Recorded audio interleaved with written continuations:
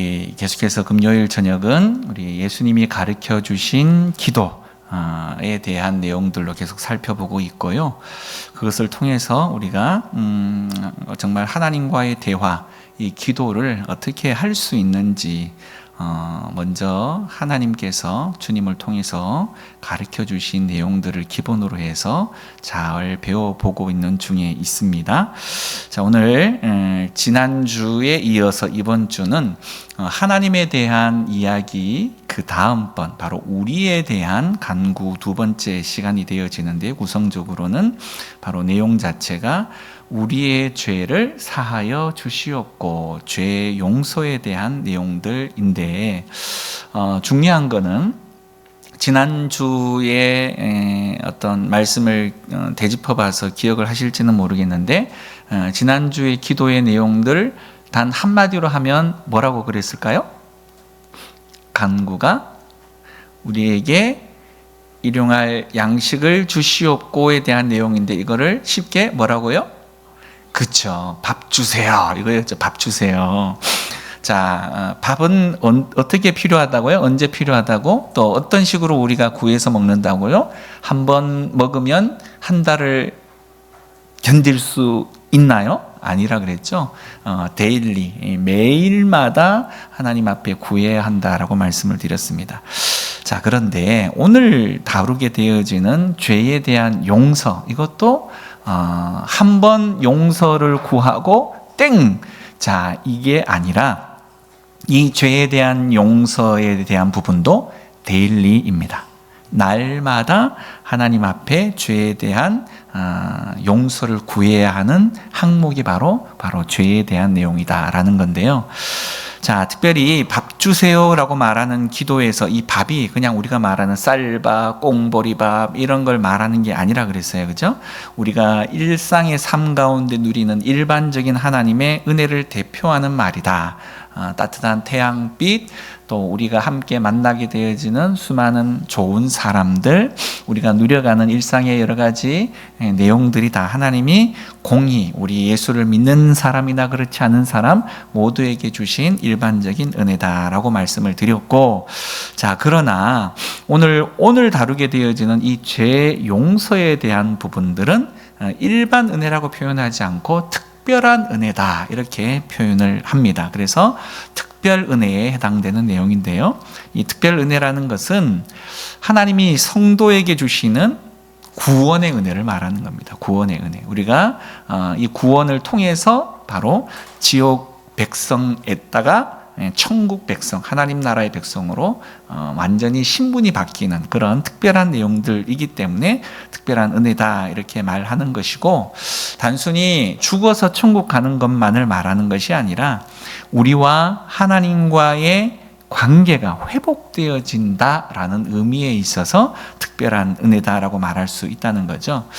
그 말인즉슨 결국 죄라고 말하는 것에 대한 해결이 되어지지 않으면 우리와 하나님과의 관계가 이어진다, 그렇지 못하다, 이어지지 못한다라는 이야기인 거죠. 결국 제가 하나님과의 이 아름다운 관계 교제를 단절시키는 그런 내용들이기 때문에 결국은 이 죄 문제를 해결해야만 우리는 하나님과 온전한 소통을 할 수 있고, 또 결국 이 죄의 용서 자체가 교제를 회복시켜주는 역할을 하고 있다는 사실을 우리는 기억을 해야 합니다. 결국 거룩하신 하나님을 만나기 위해서는 우리 죄인인 인간이 먼저 하나님 앞에 죄에 대한 용서를 받아야 한다라는 전제 조건이 있다는 거죠. 그것이 바로 우리가 거룩하신 하나님과 교제하기 위해서 오늘 우리가 기도하는 예수님이 가르쳐 주신 기도, 우리의 죄를 용서해 주시옵고라는 내용이다라는 겁니다. 결국 이거는 특별히 하나님과의 관계 안에서 최초 1회 특별한 은혜에 대한 이 구원적 이 은혜를 받는 것에서도 반드시 필요하지만, 우리 안에 죄가 가득 쌓여 있으면 기도가 잘 될까요? 안 될까요? 잘 안 돼요. 네. 결국 이 죄는 하나님과의 일상적인 대화나 관계도 막아버리는 역할을 한다라는 거죠.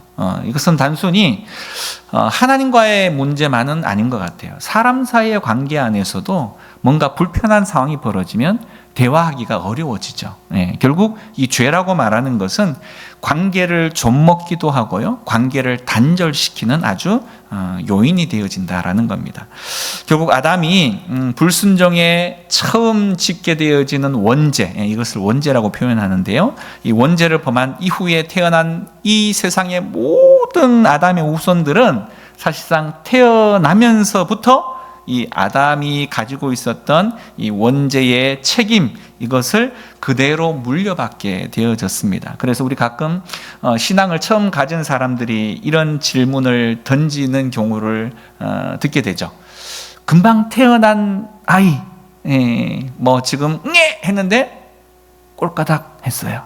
그러면 그 친구는 천국 갈까요? 지옥 갈까요? 자, 이런 질문 여러분 혹시 받아보신 적 있죠? 자, 여러분 대답 한번 해보세요. 천국 갈까요? 지옥 갈까요? 그 아이는. 아니, 태어나자마자 무슨 죄를 지었어? 당연히 천국 가야지. 뭐 이렇게 대변하고 싶은 마음들이 엄청 많겠죠. 자, 그러나 구원의 전제 조건은 뭐예요? 예수님을 믿어야 간다고 하는데 그 아이가 누가 전해 주었길래 천국을 갈 수 있는 복음을 들었단 말입니까? 아주 굉장히 괴로운 질문이 되어질 수밖에 없는 거죠. 자, 그러나 모든 것에 대한 결정권은 결과론적으로 하나님께 있기는 하지만 금방 태어났다고 해서 그 아이가 선하다? 그렇지 않다는 겁니다. 그렇지 않다는 거죠. 결국 신학적인 의미에 있어서 이 세상의 아담으로부터 후손으로 태어난 모든 인류는 다 죄인으로 태어나게 되어져 있다라는 겁니다. 다시 말해 예수님을 믿고 죄 용서받기 전에 모든 사람은 신분상으로, 내가 죄를 짓건 짓지 않건 신분상으로 이미 죄인입니다. 이미 죄인. 종이 자녀를 낳았어요. 그럼 자녀는 뭐예요? 종이에요. 그렇죠. 아담이 죄인이었기 때문에 그 아담의 죄 값으로 인해서 그 후손으로 태어난 모든 인류의 후손들은 죄인이 되는 겁니다. 그가 죄를 짓건 짓지 않았건. 결국 예수님을 믿고 죄 용서를 받아서 하나님의 자녀가 되어지는 그 순간, 바로 그 죄인에 대한 그 신분은 벗겨지고 소속이 바뀌게 되어질 수 있는 겁니다. 다시 말해 구원받은 성도의 신분은 더 이상 죄인이 아니라 하나님께서 그를 의인으로 불러주십니다. 칭합니다. 그래서 우리를 그것을 좀 어려운 말로 칭의다라고 하는 거죠. 결국 내가 칭함을 받았다라는 의미입니다. 물론 우리는, 여러분 어떻습니까? 여러분 다 예수 믿으시고 천국 갈 수 있다고 확신하시죠? 확신이 없는 사람 있는 것 같네. 오늘 죄를 많이 지으신 분 있나 보네요. 자, 어쨌든 여러분, 우리는 예수를 믿고 구원을 받았습니다. 그러면 우리는 말씀을 드렸던 것처럼 신분상 죄인이 아니고 의인이 되는 겁니다. 여러분은 다 의인이세요. 의인. 자, 그런데 질문 하나 던져볼게요. 여러분 의인이라고 칭함을 받았는데 오늘 죄 지었어요? 안 지었어요? 그렇죠. 그러면 여러분 신분은 죄인입니까? 의인입니까? 네, 이때부터 이제 헷갈리기 시작하죠. 분명히 신분상의 의인이라 그러는데 죄는 많이 지었고, 그럼 나는 뭐야? 자, 헷갈리기 시작을 하는데, 자, 명확하게 제가 설명을 좀 드려볼게요. 제가 말씀을 드렸듯이 하나님께서 우리를 보실 때 우리의 죄된 모습의 그 흔적들을 고스란히 보시면서 너는 죄인이야 라고 말하시는 것이 아니라, 우리는 여전히 죄를 많이 지어서 옷에도 무엇이 묻고 마음에도 무엇이 묻지만, 하나님은 우리를 보실 때 우리를 그냥 보시는 것이 아니라, 제가 안경을 꼈죠. 바로 예수님의 보혈로 가득 컬러가 매겨져 있는 안경으로 우리를 보신다는 거예요. 그 컬러는 무슨 색깔이야? 피로 덧입혔는데, 희한하게도 피로 덧입힌 이 안경 자체가 빨간색임에도 불구하고 그 빨간색 렌즈만 통과하면 보이는 사람의 모든 모양이 흰색이 되는 거예요. 신기하죠? 그래서 하나님은 예수님에 대한 그 필터의 안경 렌즈로 바라다보는 예수 믿는 모든 사람들을 바라볼 때 의인으로 보시는 겁니다.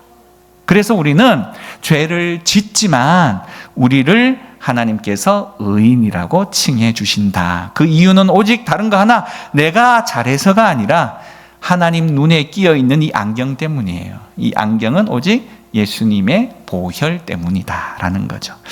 결국 우리는 행위를 수없이 죄를 짓는 행위를 행하고 있는 죄인이지만 동시에 신분적으로 의인이라 불려지는 그런 양면적인 모습이 우리의 마음 속에 또 생활 속에 함께 있다라는 사실입니다.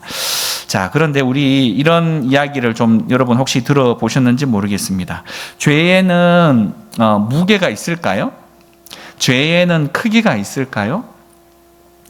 자, 여러분 한번 생각해 보신 적이 있나요? 세상에는 죄의 무게나 죄의 크기가 있는 것 같아요. 그래서 벌금 500만 원, 벌금 300만 원, 이 금액의 차이가 있죠. 자, 그런데 하나님 앞에 죄는 다 죽을 거예요. 크고 작고가 없어요. 하나님 앞에 죄는 다 무겁고 다 죽을 죄입니다.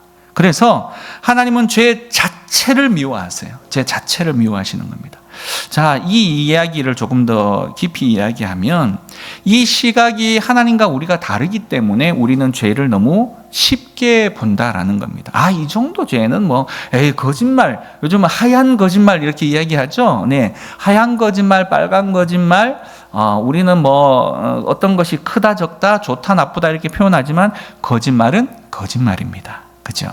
거짓말은 죄입니다. 다시 말해서 우리가 짓는 죄가 얼마나 만큼의 심각한 결과를 초래했는지를 우리가 좀 살펴보면 이 죄에 대한 마음을 좀 달리 할 수 있으리라 생각이 되어집니다. 자, 먼저 말씀을 드렸던 것처럼 아담은 하나님의 말씀에 그냥 순종하지 못한 단 한 번의 사건만 있었어요. 그죠? 그리고 사실 따져보면 아담이 크게 잘못한 게 있었을까요? 하와가 옆에서 조작을 했죠. 그러면 이 책임을 사실은 하와에게 무조건 다 떠넘겨서 하와만 조금 더 심각한 문제만 입어도 될 뻔한 것 같은데 그 한 번의 순종하지 못한 결과물로 인해서 어떤 일이 벌어졌나요? 아담과 하와 이후의 모든 인류가 말씀드렸던 것처럼 죄의 오염이 되고 말았어요. 죄의 오염. 그래서 그들은 하나님의 동산에서 쫓겨나는 굉장히 참혹한 사건이 벌어졌지만 그들만의 문제가 아니라 그들 이후에 대를 잇는 모든 세대가 바로 의인이 아닌 죄인의 꼬리표가 달려버리고 말았다는 겁니다. 무슨 죄 하나 때문에 순종하지 못한 죄 하나. 뭐가 그렇게 어마어마하냐고. 사람을 때려 죽인 것도 아닌데. 그죠? 그러나 하나님은 죄의 경중을 따지시는 분이 아니시라 죄 자체를 미워하시는 분이시기 때문에 우리가 생각하는 높낮이, 무게에 관계없이 죄가 가지는 엄청난 파급력이 있다는 사실을 잊지 말아야 합니다. 결국 아담 이후의 모든 인류는 죄의 종이 되고 말았어요. 남녀노소 빈부의 어떤 격차를 막론하고 모든 인류가 바로 죄를 짓는 이유가 바로 이 이유 때문입니다. 죄의 종이기 때문에 죄를 지을 수밖에 없다. 예. 종이 시키는 대로 우리는 시키는 대로 종은 하늘 수밖에 없잖아요. 주인이 결국 이 종의 신분을 가지고 있는 이상은 결국은 주인이 이래라 저래라 하면 그대로 할 수밖에 없다는 거죠. 우리는 태어나면서부터 종이었기 때문에.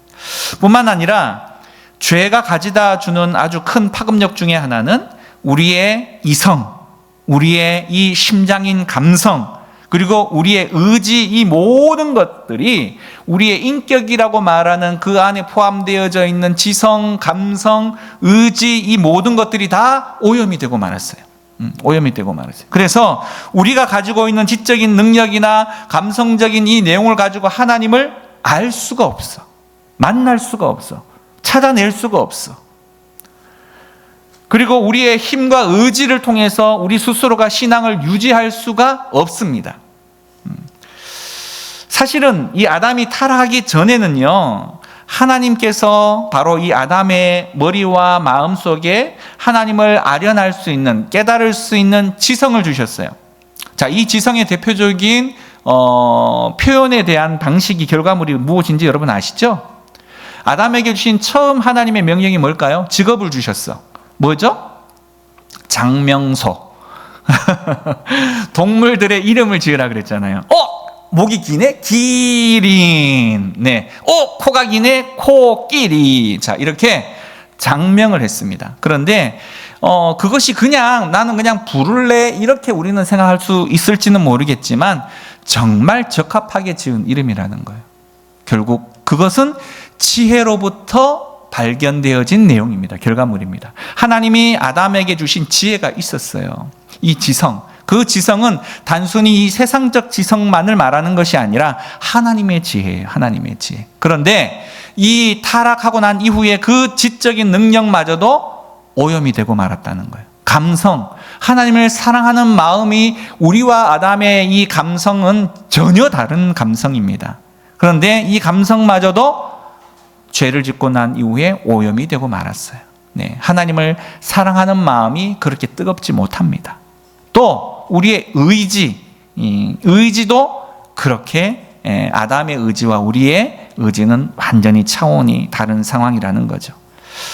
결국 하나님의 선하심을 믿고 감사하는 감정, 하나님의 뜻대로 살겠다라고 말하는 이 의지를 가진 존재로 태어났지만 죄가 우리 전 인격을 다 오염시켜버렸기 때문에 자연스럽게 결국 죄의 열매를 맺을 수밖에 없게 되어졌다라는 거죠. 하나님을 알 수도 없고 스스로 하나님께서 원하시는 이 선함의 기준에 도달할 수 있는 사람은 아무도 없게 되어진 거죠. 자, 그리고 아주 참혹한 이 죄의 결과물 중에 하나는 성경에서 그 죄의 결과가 뭐라고요? 죽음이라는 거예요. 죽을 수밖에 없다. 원래 사람은 태어날 때 죽는 존재로 태어나지 않았습니다. 그런데 그의 죄의 결과로 인해서 생의 결말이 주어지고 말았어요. 그리고 그 죽음이라고 말하는 것은 단순히 몇 년도, 몇 월, 며칠, 몇 시에 꼴까닥 이것만 말하는 것이 아니라 죽음이 가지고 있는 공포가 또 있죠. 공포. 죽게 되면 어떻게 될까? 죽음이 내 앞에 다가왔는데 나는 어떤 모습으로 죽게 되어질까? 삿갓은 사자후가 나타나서 나를 데리고 가는 것은 아닐까? 이런 여러 가지 우려들이 우리 가운데 공포로 다가오잖아요. 뿐만 아니라 이 죽음이 가지고 온 공포 중에 하나는 질병이 있습니다. 우리가 생각지도 못하게 아프기도 하고요. 괴롭기도 하고요. 육체적으로만 아픈 것이 아니라 정서적으로도 감정적으로도 우리는 통증을 느낄 때가 있습니다. 이 수만 가지의 모든 죄의 결과물들로 인해서 우리의 모든 이 전 인격은 병이 들고 말았다라는 거죠. 이것이 바로 하나님이 우리가 지은 죄의 결과물로 우리가 지금 당하고 있는 고통의 내용들입니다. 그러다 보니 이 죄가 결코 가볍지 않다는 거죠. 자, 그러면 여러분 다 잘 아시는 것처럼 하나님의 구원을 받으면 어떻게 될까요? 어떻게 될까요? 당연히 예수님을 믿으면 가장 먼저 아까 전에 말씀드렸던 죄의 책임, 죄책을 면제를 받게 되어집니다. 면제를 받게 되고 또 영원한 죽음이 아닌 하나님 나라에 들어갈 수 있는 은혜를 바로 하나님으로부터 받게 되죠. 또 법적으로 성도는 더 이상 죄의 종이 아니라는 겁니다. 물론 앞에서 말했듯이 여전히 죄의 세력과 오염된 상태는 남아있기 때문에 우리는 죄를 짓기도 합니다. 하지만 법적인 상태에는 죄에서 해방이 된 것입니다. 그리고 성령님이 그때부터 우리의 마음속으로 들어와서 집을 짓고 사십니다. 그때부터 여러분 마음속에 집이 다 있어요. 성령님의 집이 보이지 않아도 10평, 20평, 30평짜리 아파트를 짓고 사실지 초가집을 짓고 사실지는 모르겠지만 여러분이 하나님을 더욱더 반갑게 맞이할수록 평수가 늘어나 평수가 늘어나. 그런데 여러분이 하나님을, 그 성령님을 자꾸 타박하고 또 외면하고 자꾸 구석에 가서 이렇게 자꾸 처박으면 평수가 자꾸 줄어들어. 지하에 살고 계신 분도 있어. 반지하, 알죠? 곰팡이 많이 나는 반지하. 저 밑에 아주 수중에 들어가 사는 경우들도 있어요. 결국 이 성령님께서 우리의 마음속에 들어와서 내 안에 있는 수만 가지의 쓰레기들, 그리고 내 안에 있는 죄로 오염되어져 있는 여러 가지 내용들을 우리 성령님께서 청소해 주시는 거예요. 청소. 그리고 여러분의 마음의 문을 터서 태양빛을 받게 하십니다. 그리고 곰팡이 나는 부분들을 다 그 태양빛으로 말리시고요, 환하게 빛이 들어와서 여러분이 진짜 인생의 맛을 느끼게 되어지는 상황들이 벌어져요. 그 빛을 받으면요, 창으로 들어오는 그 빛을 받으면 이제 그 빛의 고마움과 감사함을 알게 되는 거예요. 그전엔 잘 보이지 않았는데 빛이 들어오면요, 여러분이 먼지가 있네? 그전에는 몰랐어. 근데 빛이 들어오면 먼지가 있다는 걸 알아. 그 말은 뭐예요? 하나님을 알아가면 그전에 내가 죄를 지었는데 죄인지도 몰랐어. 그런데 하나님을 알아가면 죄였구나. 그러면 죄를 청소해야 되겠다는 마음을 느끼게 되어져요. 제가 요즘 지금 대신반 기간이잖아요. 여러분 아시죠? 그래서 여러 집들을 이렇게 가보면 지금 말고 제가 이전에 사역했던 곳에 어떤 이 집사님 한 분이 약간 완벽주의, 그리고 그걸 뭐라 그러죠? 청결하지 않으면 나는 죽어! 뭐 이런 결벽증, 이런 어떤 마음이 있으신 분이 계세요. 제가 신방의 날짜를 정했는데 한 달 전부터 청소를 하기 시작해요. 한 달 전부터. 네. 방이 그렇게 많지도 않은데 한 달 전부터 농을 드러내고, 농 뒤에 누가 가서 보나? 농 뒤에 가서 닦고 난리가 났어. 그리고 난 이후에 갔는데, 문을 열고 들어갔는데, 이야, 다르긴 달라요. 일단 향기부터 달라.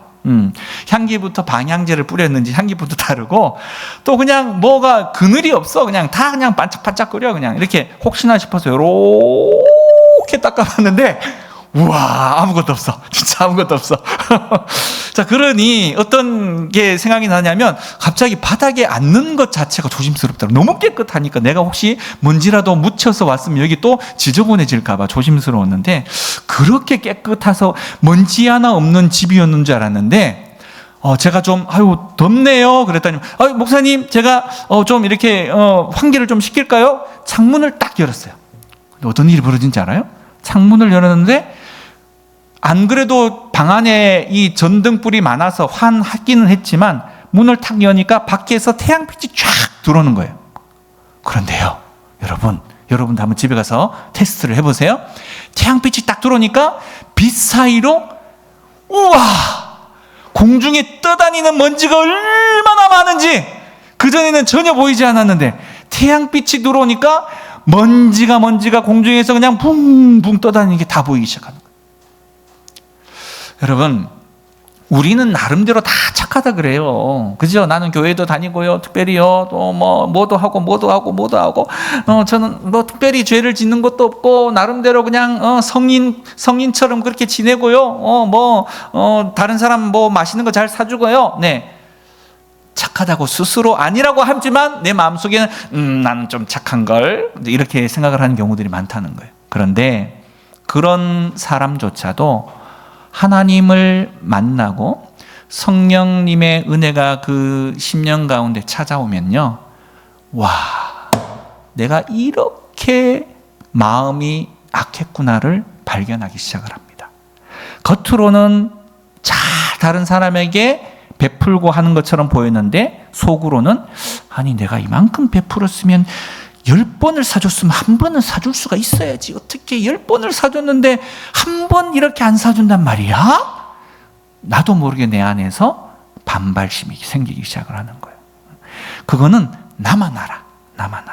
그런데 이게 언제 가장 확 드러나느냐? 하나님 내 마음을 감동할 때, 내가 그때 그런 마음을 먹었지. 하나님만 나만 아는 사실이야. 하나님을 깊이 체험하면 내가 속으로 생각했던 것조차도, 마음으로 생각했던, 품었던 그 마음조차도 엄청나게 내가 잘못했구나라는 것을 깨닫기 시작을 한다는 겁니다. 결국 나는 의인이 아니고 죄인이었구나라는 것을 경험하게 되는 거죠. 결국 성령께서 우리의 마음속에 들어오셔서 그 마음조차도 깨닫게 하시고 또 그 마음도 정리하게 하세요. 깨끗하게 청소해 준다는 겁니다. 결국 그것을 우리는 뭐라고 표현하느냐? 성화되어져 간다, 이런 표현을 쓰는 거예요. 내 육신의 행동도 변화되어지지만 내 마음의 자세까지. 자, 그러나 신분적으로나 상태적으로나 온전한 의인이 되어지는 때가 반드시 오게 되는데요, 그때는 예수님이 다시 오시는 날이에요. 재림하시는 날. 그때는 우리 안에 죄의 흔적을 찾아볼래야 찾아볼 수 없을 만큼 신분상으로만이 아니라 우리의 모든 삶 자체가 전혀 죄와 상관이 없는 사람으로 하나님께서 만들어 주시는 날이 있습니다. 우리는 그날을 기대하는 거죠. 아우, 내가 이제 죄하고 싸우는 거 이제 막 지쳤어. 이제 더 이상 그만하고 싶어. 그러나 그때가 온다는 거예요. 우리는 그것을 위해서도 기도해야 한다는 겁니다. 자, 이처럼 성도는 예수님을 믿는 순간 이 죄의 형벌로부터 구원을 얻지만 안타깝게도 살아가는 동안 이 죄의 유혹으로부터 날마다 죄를 지을 가능성을 담고 있다는 겁니다. 따라서 결국 우리는 어떻게 해야 된다는 거예요? 청소 1년에 한 번 합니까? 방청소 아니면 일주일에 한 번 합니까? 매일 하십니까? 청소는 매일 해야 되죠. 매일 해야 되죠. 마찬가지 우리의 마음의 청소, 거룩을 위한 우리의 청소는 매일 되어져야 한다는 겁니다. 매일 되어져요. 결국 날마다 우리는 죄를 하나님 앞에 고백하고 이 죄의 씻음을 받을 필요가 있는 존재라는 것을 잊지 말아야 한다는 거죠. 그것이 오늘 날마다 하나님 앞에 죄를 용서해 달라라고 말하는 기도가 필요한 이유다라는 사실입니다. 이처럼 이 죄의 문제는 거룩하신 하나님과 친밀한 교제를 나눌 수 없게 만드는 그런 아주 악한 존재이기 때문에 날마다 우리는 이 죄에 대한 내용들을 깊이 생각도 해야 되고 또 고백도 해야 되고 회개도 해야 한다라는 사실이죠. 하나님 앞에 용서를 받는 것이 매우 중요하다라는 겁니다. 결국 우리의 거룩함이라고 말하는 것은 내가 얼마나만큼 깊이 있게 죄를 인식하고 하나님 앞에 회개하느냐에 따라서 우리 안에 진정한 하나님의 거룩함이 자리 잡을 수 있는 겁니다. 사실 우리가 하나님과 인격적으로 생생한 관계에 또 친교를 누리지 못하는 그 이유가 그래서 하나님 앞에 별로 회개할 것이 없네 라고 생각하는 부분일 수 있다는 거예요. 내가 회개할 것이 없다라고 말하는 것은 무슨 이야기예요? 진짜 내가 착하게 살았다라고 말하는 것일 수도 있겠지만 내가 죄를 죄로 인식하지 못하고 있기 때문일 수도 있다라는 사실이라는 거죠. 우리의 마음이 굳어져 있어서 그냥 뭐 죄를 너무 당연하게 그냥 짓고 지나가 버릴 수 있다는 겁니다. 뭐 가끔 관계 안에서 이런 경우가 있죠. 막 사람을 힘들게 했어, 막 괴롭혔어. 그러고는 아유 나는 뒤끝이 없어 하고는 그냥 전혀 관계 안에서 문제가, 그 사람은 상처가 그냥 이만큼 그 사람 때문에 났는데 아우 난 뒤끝 없는 사람이야 괜찮지 하고 가버려요. 아우 정말 힘들어요. 결국 내가 얼마나만큼 죄를 짓고 있는지에 대한 인식은 굉장히 중요한 부분입니다. 자, 특별히 우리가 이 기도를 할 때 우리가 우리에게 죄 지은 자를 사하여 준 것 같이 우리 죄를 사하여 달라라는 이 전제에 대한 내용들도 우리는 기억해야만 합니다. 무조건 하나님 앞에 죄 용서함을 받는 것만의 내용으로 끝나는 것이 아니에요. 기도의 내용이 뭐하고 관련되어져 있어요? 우리의 이 땅 가운데에 관계하는 모든 사람들 관계 안에서의 죄 용서의 부분들이 같이 있다라는 거예요. 그 말인즉슨 우리가 하나님께 나아가는 것과 다른 사람과의 관계가 뗄래야 뗄 수 없는 부분이다라는 사실이에요. 그러니까 우리만 용서받으면 됐지 왜 다른 사람의 죄까지 내가 용서를 해야만 합니까? 라는 질문이 여기에 담겨져 있다라는 겁니다. 요즘 우리 이 영광 형제도 그렇지만 요즘 세대가 여러분 상담의 세대입니다. 텔레비전만 틀면 아주 유력한 상담가들이 그냥 모든 문제들을 아주 손쉽게 다 그냥 해결해 주는 그런 시대인 것 같아요. 그러다 보니까 오늘 이 용서와 관련한 부분도 아주 이 상담 쪽에서는 아주 탁월하게 가르치는 영역들이 있습니다. 자, 뭐라고 하는지 제가 한번 말씀을 드려볼게요. 가해자보다 용서에 대한 내용입니다. 피해자 자신의 유익을 위해서라도 피해자가 겪는 분노, 그가 가지고 있는 복수심에서 해방되기 위해서 용서해야 된다. 여러분, 이런 말 들어보셨나요? 용서해야 돼. 왜? 그 사람이 잘해서가 아니라 너가 그를 용서해 주지 않으면 너가 그 감옥에 계속 들어가 있는 꼴이 될 수밖에 없어. 너가 용서해 줘야 내 마음 안에서부터 그것이 해결되는 거야. 떠나보내야 돼. 용서하는 마음으로. 이렇게 이야기하는 것이 상담, 심리 이쪽에서 이야기하는 이야기라는 거죠. 굉장히 일리가 있는 말이기도 합니다. 자, 그런데 하나님을 믿는 사람, 특히 성경에서 말하는 이 용서는 이 차원을 완전히 뛰어넘는 이야기를 합니다. 제가 한번 알려드려 볼게요. 자, 이 용서에 대한 부분을 성경은 뭐라고 이야기하고 있느냐?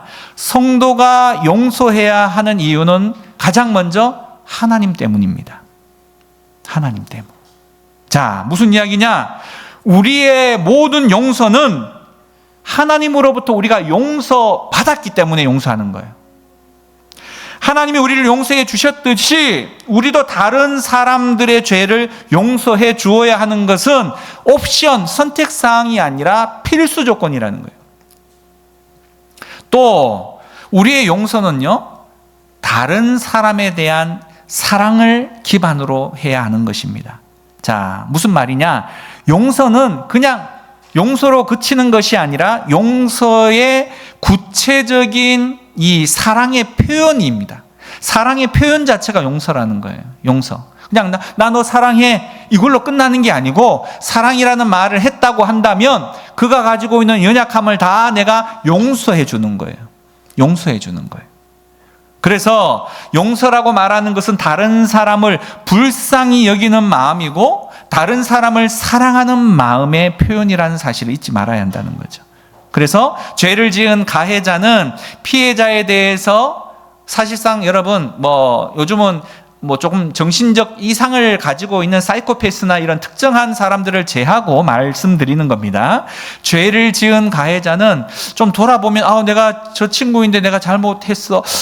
진짜 내가 잘못했네. 내가 너무 잘못한 것 같아. 그때부터 가슴이 아프기 시작하고 밤에 잠을 잘 못 자겠고 또 힘이 들어요.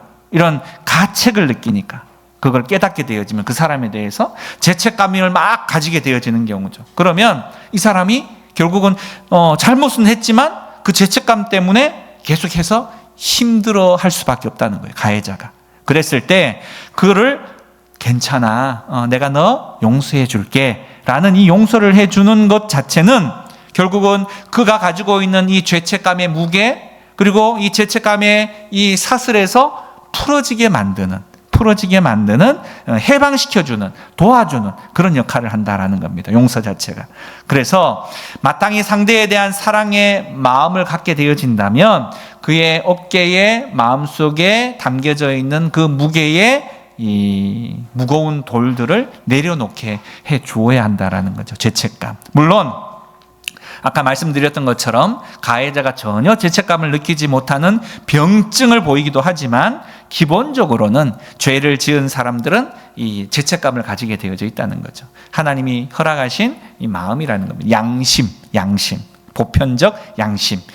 자, 그래서 결국 이 용서의 목적이라고 말하는 것 자체는 나는 저 사람과 함께 잘 지내고 싶어라고 말하는 이 관계에서부터 시작되어진다는 거죠. 관계가 회복되어지기를 기대하는 마음에서 용서하는 거예요. 사랑하는 거죠. 결국 깨어진 관계가 회복되려면 용서가 반드시 있어야 한다는 겁니다. 반드시 있어야 한다. 그리고 매우 중요한 한 가지는, 자, 여러분 가끔 관계 안에서 이런 이야기를 하는 경우가 있죠.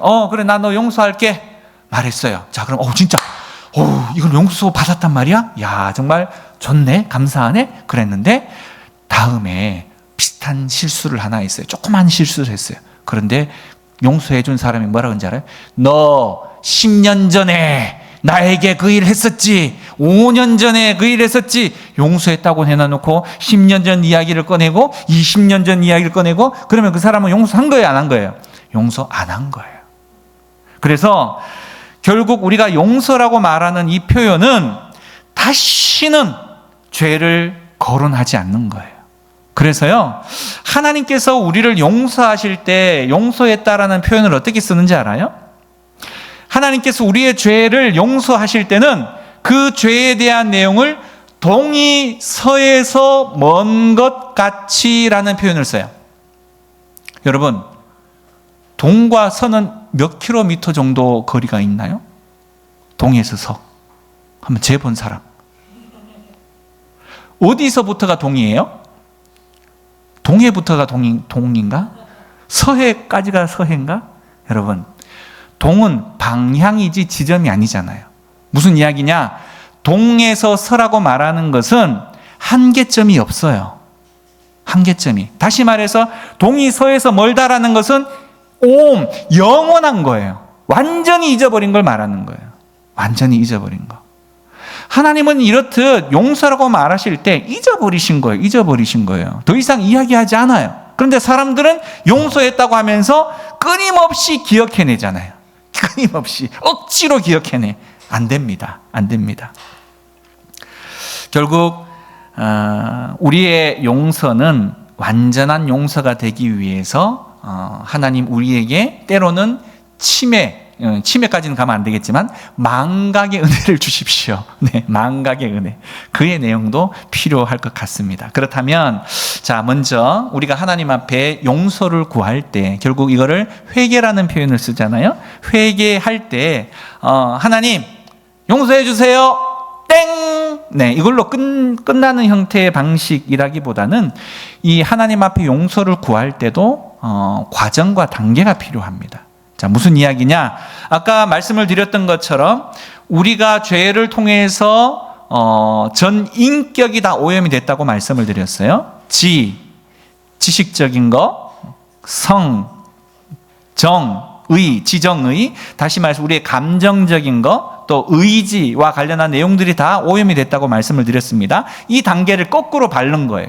자, 회개라고 말하는 것은 다시 말해서 내가 지적인 내용들, 지식, 아는 것, 내가 지은 죄를 바로 인식해야 하는 단계가 필요합니다.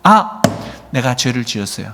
그냥 죄 지었어요. 이게 아니라 나 오늘 길 지나가다가 강아지를 발로 찼어요. 구체적인 내용에 대한 인식입니다. 죄를 지은 것에 대한 인식, 이 이성에 대한 내용들을 고백해야 합니다. 두 번째, 단순히 내가 고백하는 치는 것이 아니라 죄를 지었으면 하나님은 죄를 미워하신다 그랬어요. 그러면 우리는 그 감정적인 내용들을 고스란히 하나님의 마음을 느껴야 돼요. 하나님께서 죄를 얼마나 슬퍼하고 미워하시는지. 그러면 내가 죄 지은 것에 대한 철저한 후회가 우리의 마음 가운데 있어야 합니다. 슬픔이 우리 가운데 있어야 돼요. 내가 이런 죄를 짓고 말았네. 얼마나 내가 이 죄에 대한 이 탄식이 우리 가운데 있어야 합니다. 탄식, 감정. 세 번째, 그냥 감정적으로만 해서 그냥 우리가 금요일에 와서 기도할 때 저는 죄인이에요. 막 울었어. 근데 나갈 때 또 멀쩡하게 나가가지고 똑같이 또 죄를 지어. 이거는 하나님을 두 번 괴롭히는 거예요. 두 번 괴롭히는 거. 다시 말해서 우리는 과정에서 마지막 단계가 반드시 필요합니다. 이 마지막 단계는 뭐냐? 중복된 죄를 짓지 않으려고 말하는 우리의 의지가 필요한 거예요. 결단이 필요한 거예요. 행위가 필요한 겁니다. 삶이 필요한 겁니다. 회개는 그래서 내가 죄를 지었구나라고 말하는 그 죄에 대한 인식, 이 죄를 깨달으려면 내가 그냥 많이 안다고 깨닫는 것이 아니라 하나님을 가까이 할 때 비로소 죄가 죄인 것을 깨닫게 되는 거예요. 하나님을 알 때, 하나님의 마음을 알 때, 하나님의 뜻을 알 때, 내가 하나님과 다른 길을 가고 있구나라는 것을 그때부터 한 가지씩 깨닫게 된다는 거죠. 그래서 하나님을 더욱더 깊이 알아야 합니다.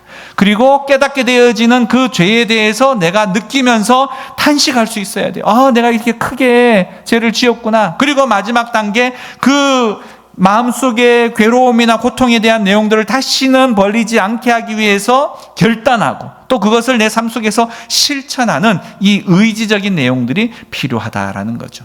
변화해야 합니다. 바뀌어져야 한다는 거죠. 자, 이 회개를 말로 표현하는 것이 바로 죄의 고백입니다. 자, 결국 회개와 용서가 일어나면 모든 관계가 회복되어집니다. 가해자와 피해자 진정한 관계 회복이 일어나려면 마찬가지 가해자 편에서는 참된 회개, 내가 진짜 잘못했어, 정말 잘못했어 라고 말하는 진심의 회개, 용서를 구함이 필요하고, 그 용서를 구한 내용들을 들은 피해자는 그에게 눌려져 있는 죄책감, 그것으로 인해서 고통하는 그 마음의 무게를 다 해방시켜 줄 수 있는 진정한 용서를 해 주는 단계가 필요하다는 거죠. 그리고 머릿속에서 그 사건을 완전히 그냥 잊어버리는 망각의 은혜를 위해서도 하나님 앞에 구해야 한다라는 겁니다. 결국 그를 사랑하는 마음에서 하나님이 또 우리를 사랑해 주셔서 용서해 주는 것을 본받아서 그 마음으로 그를 용서해 주어야 한다라는 겁니다. 여러분, 우리는 관계 안에 살기 때문에 항상 내가 가해자 입장에서 있는 것만도 아니고 피해자 입장에만 있는 것이 아니에요. 때로 내가 그 사람에게 상처를 줄 수도 있고 상처를 받을 수도 있습니다. 관계는 계속해서 이런 관계에 서로 주고받고의 관계를 경험할 수밖에 없는 상황에 있다는 거죠. 한번 만나고 지나가는 사람이 아닌 이상, 그러다 보면 우리는 서로가 서로에게 회개하기도 하고 또 용서를 구하기도 하고 용서를 또 허락해 줘야 하는 그런 경우들도 있습니다. 그러나 이런 용서가 서로에게 잘 전해지고 전달받게 되어지면 그 관계는 더욱더 굳어지고 더욱더 견고해지는 그런 일들이 일어난다라는 거죠. 충만한 교회도 그렇게 되리라 믿습니다. 우리가 완벽한 사람이 아니다 보니까 우리는 서로가 서로에게 상처를 줄 수밖에 없어요. 부부지간이든 형제지간이든 가족 가운데도 또 이 성도들 안에서도 서로가 서로에게 생각지 않은 상처를 주기도 합니다. 그러나 그를 생각하면서 끊임없이 이를 벅벅 갈아서 되는 게 아니고 하나님께서 주신 관계를 어찌되었건 아름답게 만들어가기 위해서 여러분은 용서를 주기도 하고 받기도 하셔야 됩니다. 어떤 사람은 주기만 하는 사람이 있어요. 그러나 받기도 해야 합니다. 그래서 우리는 이 용서를 통해서 내가 연약한 사람이구나, 용서를 받기도 해야 되는 사람이구나 라는 것을 깨달아 아는 것을 통해서 우리는 하나님의 용서의 공동체를 깊이 묵상할 수 있어야 한다는 거죠. 사실은요, 교회는요, 의인들만 있는 것이 아니기 때문에 서로 용서라고 말하는 것이 일상화되어져야 돼요. 그래서 교회는 어찌 보면 용서 공동체입니다. 용서 공동체. 날마다 하나님과의 교제 가운데에서 성도들과의 관계 안에서, 그래서 이 관계를 계속해서 지속시킬 수 있는 유일한 띠기, 이게 바로 용서라는 거죠.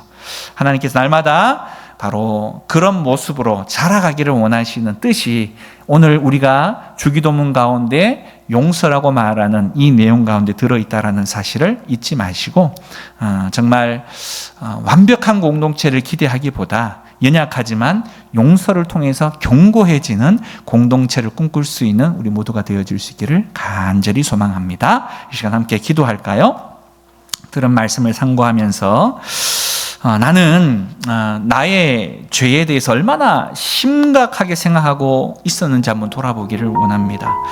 하나님은 그 죄 때문에 자기 하나밖에 없는 아들 예수를 그의 생명까지 내어 놓으실 수밖에 없는 그 결과가 바로 이 때문에 드러난 겁니다.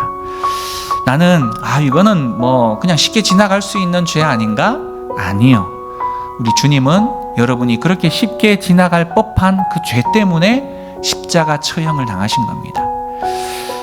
내가 지은 죄가 거짓말이든 또 다른 어떤 일을 아프게 했든 또 하나님 외에는 아무도 모를 것 같은 그런 죄를 지었건 모두가 다 그것은 죽을 죄입니다. 그 죄에 대해서 하나님 철저하게 이 저녁 용서를 구할 수 있는 또 저녁 되기를 원하고, 또 하나님께 얼마나 진심으로 우리는 회개하는 마음으로 나아갔는지 또한 돌아보아야 되겠습니다. 하나님 용서해 주세요 이렇게 지나가 버린 것이 아니라 정말 하나님 생명과도 바꿀 수밖에 없는 그 죄에 대한 값에 대해서 내가 어떻게 이렇게 쉽게 생각했는지, 그 죄의 무게와 또 그 죄의 참혹상을 내가 바로 안다면 내가 그 죄 가운데 있는 자이고 그 죄를 또 반복적으로 일상적으로 저지르고 있다라고 한다면 얼마나 내가 하나님 앞에 진심으로 회개를 해야 되겠습니까? 내 의지, 내 감정, 내 이 이성을 다 합쳐서 통틀어서 하나님 앞에 자복하는 모습이 있어야 되지 않겠습니까? 그런 모습으로 여러분의 죄의 문제를 가지고 나아갔으면 좋겠고요. 또 마지막으로 여러분 얼마나 용서하며 살고 계십니까? 모든 관계 안에서 혹시 그것이 여러분의 형제일 수도 있고 자녀일 수도 있고 부모일 수도 있고 가족일 수도 있고 또 이웃일 수도 있고 동료일 수도 있고 또 우리 공동체 안에 또 누군가일 수도 있습니다. 원수처럼 여기는 사람이 아니라 할지라도 그냥 때로는 어떤 일을 무시하거나 또 내가 가지고 있는 조건을 통해서 그를 그냥 쉽게 생각하는 그런 부분들도 없지 않아 있는 사람들도 있을 줄 압니다. 오늘 이 저녁 하나님 용서하여 주옵소서. 또 용서를 해줄 수 있는 사람이 되게 하여 주옵소서. 용서를 구하는 사람이 되게 하여 주옵소서. 시간 우리 용서에 대해서 깊이 묵상하고 하나님 앞에 나아가는 시간 갖도록 하겠습니다. 기도합니다.